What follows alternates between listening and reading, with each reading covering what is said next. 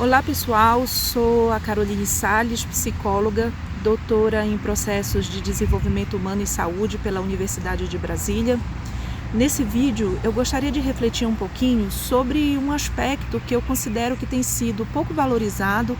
ou até mesmo negligenciado no debate social sobre o avanço da pandemia do coronavírus, que é a questão dos impactos psicológicos trazidos por essas situações de isolamento, confinamento ou afastamento social que todos nós temos que nos submeter atualmente em adesão às medidas de vigilância sanitária, de saúde pública que têm sido colocadas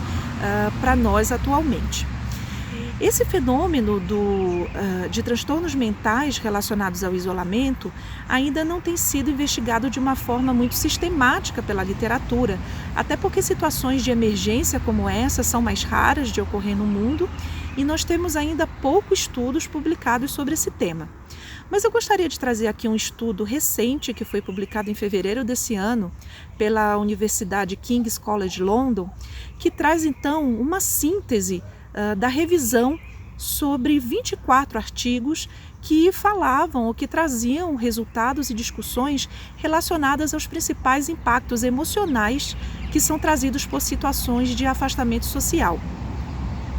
Esses impactos estavam relacionados principalmente à ocorrência de sintomas de estresse pós-traumático, sintomas também relacionados à ansiedade, a medo e a sentimentos também de raiva e confusão. E alguns disparadores ou alguns eventos estressores estavam mais relacionados à manifestação da ocorrência desses problemas. E esses fatores estavam relacionados principalmente a fenômenos como desinformação ou confusão nas informações, situações também de ausência de liberdade ou ausência da possibilidade do exercício dessa liberdade e ao próprio confinamento ou isolamento em si, que acaba nos retirando das nossas atividades cotidianas e diárias, como o nosso trabalho, os nossos relacionamentos sociais e até atividades de lazer também. É muito difícil a gente dizer em que momento esses movimentos emocionais ou essas ocorrências de desconfortos psicológicos são normais, naturais para a situação ou são a manifestação, por exemplo, de um problema psiquiátrico. Nós temos, como profissionais de saúde mental, dois critérios de partida que são muito específicos relacionados, então, a diferenciar quando é um mero desconforto ou quando é um transtorno mental. E esses critérios, eles se baseiam basicamente na questão da frequência de ocorrência desses sintomas, ou seja, se esses sintomas de desconforto, de medo, de raiva, de ansiedade, de pânico, muitas vezes, acontecem de uma forma muito frequente na rotina de vida do sujeito, no seu dia a dia. E o segundo critério, o grau de expressão ou o grau de acometimento de problemas que esses fenômenos trazem para a vida do sujeito, deixando ele então com aquela sensação de devastação, com aquela sensação de opressão que pode ser sentida diante desses cenários. É claro que a avaliação do que é um transtorno mental, ela é a responsabilidade de um profissional de saúde mental, como um psiquiatra ou um psicólogo. Mas nós podemos, é claro, que nesse processo de autoconhecimento que precisamos exercitar diante dessa situação social, nós podemos também avaliar como estão as nossas emoções. E nesse sentido, eu gostaria de deixar aqui algumas dicas práticas relacionadas ao manejo desses sentimentos ou comportamentos e até também pensamentos disfuncionais ou problemáticos que podem surgir desse contexto todo que nós estamos vivendo. Então, a primeira dica seria pensar de uma forma real e de uma forma verdadeira sobre o que estamos sentindo.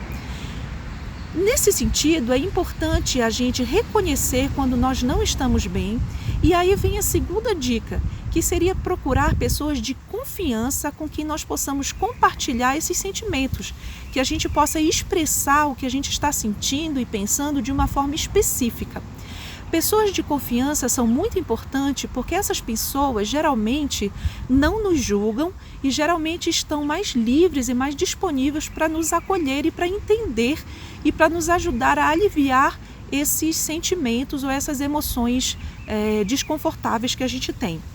Uma terceira dica que eu deixo aqui para vocês seria então pensarmos de uma forma muito crítica nas informações que nós estamos consumindo nas nossas redes sociais. E nesse sentido eu queria deixar duas perguntas básicas que nos ajudam então a relacionar essas informações com os nossos processos subjetivos. A primeira pergunta seria: de que forma essa informação que eu estou acessando, ela me ajuda? Ou então, de que forma essa informação pode me prejudicar?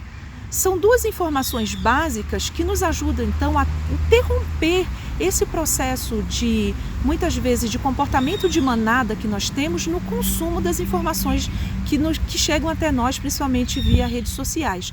E esse consumo excessivo ou às vezes distorcido dessas informações pode gerar sensações de alarme, sensações de pânico que muitas vezes podem ser evitadas. Uma quarta dica que eu deixo para vocês é não compartilhar informações de origem duvidosa. Muitas vezes a gente recebe essas informações em alguns ambientes de confiança, como num grupo da família, como numa rede social em que temos pessoas que nós consideramos como confiáveis. Mas eu deixo aqui como dica que a gente exerça mais uma vez esse raciocínio crítico, checando essas informações, checando a origem delas, porque isso tudo também é um processo de avaliação do mundo, avaliação das informações e um processo de autoavaliação também. Uma outra dica que eu deixo para vocês é desenvolver a autorresponsabilidade. Nesse ponto, é muito importante a gente pensar que é natural a gente se sentir desconfortável, é natural a gente ter alguns sentimentos de oposição, é muito natural também que a gente sinta a necessidade de falar sobre o que a gente está sentindo, mas isso não nos exime da responsabilidade de aderir aos cuidados de saúde pública que têm sido preconizados e também aos autocuidados nas nossas relações mais íntimas, familiares e mais internas, como na nossa casa, no condomínio que a gente mora ou nas nossas atividades de saída que precisamos às vezes fazer, mas que isso seja feito, como eu falei nessa dica, de uma forma muito responsável. E por último, eu gostaria de deixar com vocês então uma questão do cuidado, a importância do cuidado. Então, nessa última dica, eu gostaria de sinalizar a importância que a gente cuide da gente mesmo, assim como cuide também daquelas pessoas que estão mais próximas a gente, os nossos filhos, os nossos familiares. Muitas vezes, por essa questão do confinamento, a gente não vai conseguir fazer uma visita ou nos aproximarmos em termos físicos, mas nós podemos, por exemplo, fazer uma chamada de vídeo, ampliar as nossas relações parentais com os nossos filhos, desenvolvendo jogos, brincadeiras, assistindo até mesmo a um conteúdo virtual e falando sobre esse conteúdo. Então é muito importante nós reforçarmos esses laços afetivos, desenvolvendo então uma atitude de cuidado para conosco e para com os nossos queridos também. Por último então, pessoal, eu gostaria de dizer e deixar claro que emocionalmente há um impacto muito grande, nós precisamos falar sobre esses impactos, precisamos discutir sobre eles, mas gostaria de pensar com vocês que essa situação é uma situação passageira, é uma situação transitória. E podemos aproveitar dessa situação exatamente para desenvolver algumas ferramentas de manejo emocional que talvez a gente tenha negligenciado ou tenha negligenciado no nosso dia a dia, que é exatamente esse processo de autoconhecimento, de controle das nossas emoções e até mesmo da boa utilização do nosso tempo.